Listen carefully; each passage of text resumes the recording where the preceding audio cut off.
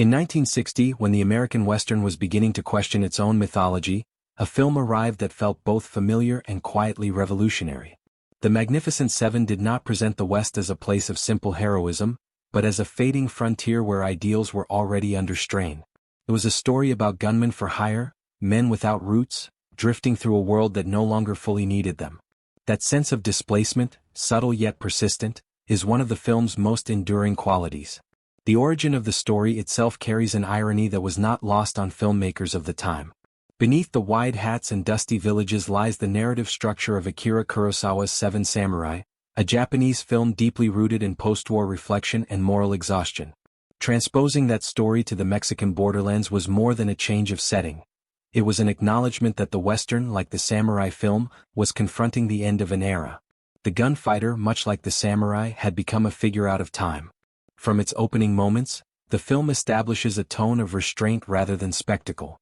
The famous funeral scene in which two men escort a coffin through hostile territory is quiet, deliberate, almost somber. It announces that courage here will not be loud or triumphant. It will be measured, often unrecognized and sometimes futile. This choice immediately separates the film from more bombastic westerns of the previous decade. Yul Brynner's presence dominates the screen with an economy that borders on minimalism. His character speaks little, moves carefully, and commands attention without raising his voice. The shaved head, which became iconic, was not a studio-imposed style choice but a deliberate effort to strip the character of romantic embellishment. Brynner wanted his gunslinger to appear almost monk-like, a professional defined by discipline rather than bravado. That visual decision subtly reinforced the film's deeper themes of detachment and resignation. Steve McQueen's role, by contrast, carries a restless energy that reflects a generational shift. At the time, McQueen was still fighting for recognition, and his performance reportedly drew tension behind the scenes. His instinct was to steal focus through movement and physicality, especially in shared scenes with Brynner. Rather than undermining the film, this unspoken rivalry enriched it. The contrast between the stillness of Brynner and the simmering impatience of McQueen gave the group a psychological texture that feels organic rather than scripted. The ensemble nature of the film allowed each character to represent a different response to a dying way of life. Some seek redemption, others escape, and a few simply want one last chance to prove their worth. What makes these portrayals unusual is the absence of illusion. None of the men believe they will find peace at the end of the journey. Their reward is not survival or wealth, but momentary purpose. This quiet acceptance of mortality was rare in mainstream American cinema of the period. The Mexican villagers are not treated as faceless victims, which was a notable departure from genre conventions. Their fear is grounded, their skepticism justified. They hire the gunman not out of admiration but desperation. The film lingers on the villagers' uncertainty, subtly questioning whether violence imported from outside can ever truly solve their problems. In this way, the Magnificent Seven resists simple moral equations, allowing discomfort to coexist with heroism. Production of the film was far from smooth. Shooting in Mexico brought logistical challenges that tested both cast and crew. Heat, illness, and cultural barriers slowed progress, and the schedule stretched far beyond initial expectations. These difficulties, however, contributed to the film's atmosphere. The fatigue visible on screen is not entirely performative. There is a sense that the characters, like the actors portraying them, are worn down by circumstances beyond their control. One of the film's most enduring elements emerged almost by accident. Elmer Bernstein's musical score, now inseparable from the film's identity, was initially considered too bold and modern by some studio executives. Its driving rhythm and heroic phrasing clashed with expectations of a traditional Western soundtrack. Yet that very boldness gave the film its pulse. The music does not merely accompany the action. It injects vitality into a story otherwise marked by restraint and melancholy. The antagonist, portrayed with calm cruelty, avoids theatrical excess. He is not a villain who revels in chaos, but a man enforcing a brutal order. This choice adds an unsettling realism. His logic, while morally repugnant, is coherent. He understands power as a cycle, not a spectacle. This makes the conflict less about good versus evil and more about the cost of resistance in an unjust system. What often goes unnoticed is how frequently the film pauses to observe rather than explain. There are moments where the camera lingers on faces, on gestures, on silences. These pauses allow the audience to sense unspoken thoughts and regrets. In an era increasingly driven by dialogue and exposition, such restraint feels almost radical. It trusts the viewer to engage emotionally without constant guidance. The film's conclusion, often remembered for its action, is in fact deeply reflective. Victory is muted, almost hollow. The survivors do not celebrate. They recognize that the world they know has no place for them anymore. The villagers remain, the land endures, and the gunmen move on. This ending reframes everything that came before it, revealing the story not as a triumph but as an elegy. The Magnificent Seven occupies a unique position in cinema history because it bridges traditions. It honors the Western while quietly dismantling its certainties. It borrows from foreign cinema while redefining American identity on screen. Its influence can be felt in countless films that followed, yet few captured its balance of dignity and disillusionment. To revisit the film today is to encounter a work that speaks softly but with confidence. It does not ask to be admired loudly. It invites contemplation, rewarding patience with depth. Beneath its surface lies a meditation on purpose, courage, and the uneasy knowledge that some ways of life, no matter how romantic, cannot survive the passage of time. As the film unfolds, the bond between the seven men deepens not through speeches or declarations, but through shared silence and unspoken understanding. Their camaraderie is built on experience rather than optimism. Each man recognizes something familiar in the others: the weight of past choices, the absence of a permanent home, and the quiet knowledge that the road always leads onward. This sense of fraternity feels earned, shaped by danger and necessity rather than sentiment. The pacing of the story reflects this emotional undercurrent. Action is never rushed, nor is it staged purely for spectacle. Gunfights are brief, decisive, and often abrupt, reinforcing the idea that violence is not glorious but final. When a man falls, the film does not linger on the drama of the moment. Instead, it allows the consequences to settle slowly, giving space for reflection rather than excitement. One of the more unusual aspects of the film is how openly it acknowledges fear. Courage is not portrayed as the absence of fear, but as the decision to act despite it. Several characters admit their doubts, sometimes indirectly, sometimes with disarming honesty.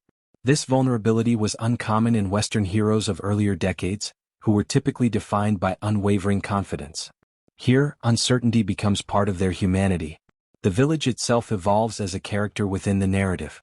Initially wary and fragmented, it begins to change as the gunmen train the villagers to defend themselves. These scenes are not triumphant montages but careful, almost hesitant exchanges. The villagers struggle to adopt violence, and the gunmen, in turn, are confronted with the implications of teaching others to kill. The film treats this process with gravity, suggesting that empowerment always carries a moral cost. Behind the camera, director John Sturges maintained a disciplined visual style that avoided unnecessary flourish. His framing often places characters against open landscapes, emphasizing their isolation. Wide shots dominate, allowing the environment to speak as loudly as the dialogue. The land feels vast and indifferent, a reminder that human conflicts are temporary disturbances in a larger, enduring world. The decision to shoot largely on location added an authenticity that studio sets could not replicate. Dust, uneven terrain, and natural light contribute to the film's grounded atmosphere. These elements were not merely aesthetic, they influenced performances. Actors moved differently, spoke differently, and reacted differently when surrounded by real heat and physical discomfort. The environment shaped the rhythm of the film as much as the script. Charles Bronson's presence, still understated at this stage of his career, brings a quiet intensity. His character's arc is among the most poignant, revealing a man whose past failures weigh heavily on him. His interactions with the villagers, especially the children, hint at a longing for belonging that he believes is no longer possible. This subtle emotional thread adds depth without drawing attention to itself. James Coburn's role introduces a different kind of tension. His outward confidence masks a personal struggle that only emerges gradually. The film allows this revelation to unfold naturally, trusting the audience to piece together meaning from small gestures and lines of dialogue. This restraint reflects a broader confidence in storytelling, one that values implication over explanation. The antagonistic force remains largely unseen, a deliberate choice that heightens its menace. By withholding constant confrontation, the film builds anticipation and unease. When violence does erupt, it feels inevitable rather than sensational. The enemy is not defined by personality, but by presence, reinforcing the idea that oppression often operates without a single identifiable face. Music continues to play a crucial role, but it is used selectively. Bernstein's score surges during moments of resolve, then recedes into silence when reflection is needed. This balance prevents the music from dictating emotion, allowing it instead to underline what is already present. The result is a score that feels integrated rather than imposed. The film's dialogue is economical, sometimes almost sparse. Conversations rarely drift into exposition. Characters speak as men who have learned that words are often less reliable than actions. When someone does speak at length, it carries weight as though every sentence has been considered carefully. This measured use of language enhances the film's sense of authenticity. As the story progresses, it becomes clear that not all the men share the same reasons for staying. Some are driven by principle, others by pride, and a few by the simple refusal to turn away once committed. This diversity of motivation prevents the group from becoming a single heroic ideal. Instead, they remain individuals bound temporarily by circumstance. The emotional center of the film lies in its acknowledgement of loss. Each sacrifice is treated with quiet respect, never exaggerated for dramatic effect. The camera often observes from a distance, allowing the moment to resonate without intrusion. These choices reinforce the film's elegiac tone, reminding the viewer that the cost of heroism is rarely repaid. What emerges is a portrait of masculinity that is introspective rather than triumphant. Strength is shown through endurance, loyalty, and acceptance of consequence. This portrayal marked a subtle shift in how Western heroes could be depicted, paving the way for more complex representations in the years that followed. By the time the conflict reaches its breaking point, the film has already communicated its true message. Victory, if it comes, will not restore the past. It will only confirm what the men already know, that their place in the world is temporary, and that purpose is something found moment by moment, not granted permanently. This understanding gives the film a lingering emotional weight. It does not end with certainty but with recognition. The journey matters because it reveals character, not because it promises reward. In this way, The Magnificent Seven continues to speak to audiences who recognize that the most meaningful stories are often those that accept change, loss, and the quiet dignity of moving on. As the narrative advances toward its later movements, the film grows increasingly introspective, almost as if it is aware of its own inevitable conclusion. The characters begin to sense that their role in this story is temporary, that their presence in the village is a pause rather than a destination. This awareness subtly reshapes their behavior. Gestures become more deliberate, conversations more restrained, and moments of levity rarer, as though each man is measuring the time he has left before the world resumes without him. The idea of choice becomes central at this stage. No one is forced to remain. Each man could leave at any moment, slipping back into anonymity and survival. What binds them is not obligation but decision. The film treats this freedom seriously, emphasizing that courage has meaning only when retreat remains possible. Staying becomes an act of will rather than fate, and that distinction elevates their sacrifice from duty to personal resolve. The tension within the group also becomes more pronounced. Differences that were once masked by novelty and shared purpose begin to surface. These are not explosive conflicts, but quiet fractures expressed through hesitation, disagreement, or silence. The film understands that unity under pressure is fragile, and it allows that fragility to exist without undermining the group's integrity. Disagreement does not weaken them, it humanizes them. One of the film's most striking qualities is its refusal to glorify mentorship. As the villagers grow more confident, the gunmen observe this transformation with mixed emotions. Pride is tempered by unease. Teaching others to defend themselves means teaching them to accept loss, fear, and consequence. The film lingers on these moments, suggesting that knowledge, once given, cannot be reclaimed. The gunmen are shaping a future in which they themselves have no place. The visual language reinforces this emotional shift. The camera increasingly frames characters at a distance, often separated by doorways, windows, or the open expanse of the village square. These compositions subtly emphasize separation and impermanence. Even when the men stand together, the space around them feels larger, as though the world is already preparing to absorb them once they are gone. The antagonist's presence grows more oppressive without becoming more visible. His power lies not in constant action but in anticipation. The villagers live under the weight of his return, and that weight affects every interaction. Fear becomes part of daily life, shaping behavior and eroding certainty. The film treats this psychological pressure with restraint, avoiding melodrama while acknowledging its corrosive effect. At this point, the Western landscape itself begins to feel less romantic and more indifferent. The wide plains and sunlit horizons no longer suggest freedom but exposure. There is nowhere to hide, nowhere to retreat without consequence. The land offers no comfort, only space. This shift in perception mirrors the character's internal journey, as illusions give way to clarity. Performance becomes increasingly internalized. Actors rely less on dialogue and more on expression, posture, and timing. A glance held too long, a hand resting on a weapon without drawing it, a pause before answering a simple question. These details carry emotional weight. The film trusts these moments, allowing them to communicate what words cannot. The score reflects this restraint. Music appears less frequently, and when it does, it often underscores resolve rather than action. Silence becomes just as important, filling scenes with tension and expectation. This careful balance heightens the impact of key moments, ensuring that emotion arises naturally rather than being imposed. There is also a growing sense of inevitability.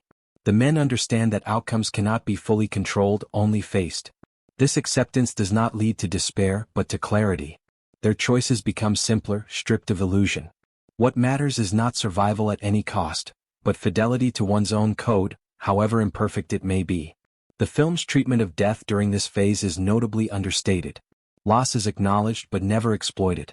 There are no prolonged farewells, no dramatic final speeches. Death arrives as it often does in life, sudden, unceremonious, and irrevocable. This realism reinforces the film's elegiac tone, reminding the viewer that heroism rarely announces itself. The villagers' transformation reaches a critical point as well. They are no longer passive recipients of protection, but active participants in their own fate. This shift complicates the moral dynamic. The gunmen are no longer saviors but collaborators in a shared struggle. Responsibility is distributed, and with it, the burden of consequence. What emerges most clearly is the film's meditation on legacy. The men are not building monuments or securing lasting recognition. Their influence will be measured quietly, in habits formed and fears confronted. The film suggests that true impact often goes unnoticed, woven into the fabric of ordinary life rather than preserved in memory. This section of the story deepens the film's emotional resonance by stripping away remaining romanticism. What remains is a sober, dignified exploration of purpose in a changing world. The men are not fighting to preserve the past, but to ensure that something of value survives beyond them, even if their own relevance does not. As the tension tightens and the final confrontation draws closer, the film does not rush. It allows the weight of accumulated choices to settle, preparing the viewer not for spectacle but for consequence. The sense of anticipation is quiet, almost solemn, reflecting the understanding that whatever happens next will confirm what has already been learned. In this way, the Magnificent Seven reveals its true strength. It is not merely a story of hired guns and distant villages, but a reflection on what it means to stand for something in a world that is moving on. Its power lies in its patience, its restraint, and its willingness to accept that some stories are not about winning, but about leaving something worthwhile behind. As the story reaches its final movement, the Magnificent Seven settles into a tone of quiet reckoning rather than triumph. The film understands that its resolution cannot offer simple closure, because the questions it has raised are not meant to be neatly answered. What matters now is not how the conflict ends, but what has been revealed along the way about loyalty, purpose, and the cost of standing one's ground. The final confrontation unfolds with a sense of inevitability. There is no sudden surge of optimism, no illusion that bravery alone will guarantee survival. The men move with the calm of those who have already accepted the possible outcome. Their actions are precise, almost restrained, shaped by experience rather than impulse. Violence, when it arrives, feels like an extension of circumstance rather than a moment of spectacle. The film remains consistent in its refusal to romanticize sacrifice. Loss is acknowledged with dignity, never framed as glorious or redemptive. The camera does not linger on grief, nor does it attempt to amplify emotion through excess. Instead, it observes, allowing the viewer to absorb the weight of what has occurred. This restraint reinforces the idea that heroism is often quiet, recognized only by those who witness it directly. What lingers most powerfully in these final moments is the contrast between those who remain and those who move on. The villagers, having endured fear and learned resilience, reclaim their place on the land. Their survival is not portrayed as a victory granted by outsiders, but as a continuation of life shaped by hard lessons. The gunmen, by contrast, recognize that their presence was temporary. They were catalysts, not foundations. This distinction is central to the film's emotional resolution. The men who leave do so without bitterness, but also without expectation of gratitude. They understand that their value lay in the moment, not in remembrance. The Western hero, once celebrated as a permanent fixture of the frontier, is here reduced to a passing figure, necessary for a time, then quietly replaced by ordinary life. Yul Brynner's final presence encapsulates this understanding. His character remains composed, almost distant, as if already detached from the outcome. There is no sense of regret, only acceptance. He has fulfilled his role, and that knowledge is enough. The film allows this stillness to speak, trusting the audience to recognize its significance without explanation.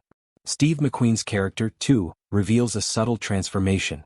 The restlessness that defined him earlier gives way to a subdued clarity. His journey has not resolved his uncertainty, but it has refined it. He remains a man in motion, yet now carries a deeper awareness of what movement costs. This evolution is understated, conveyed through tone rather than declaration. The final lines of dialogue, sparse and reflective, crystallize the film's central idea. Those who work the land endure, those who fight pass through.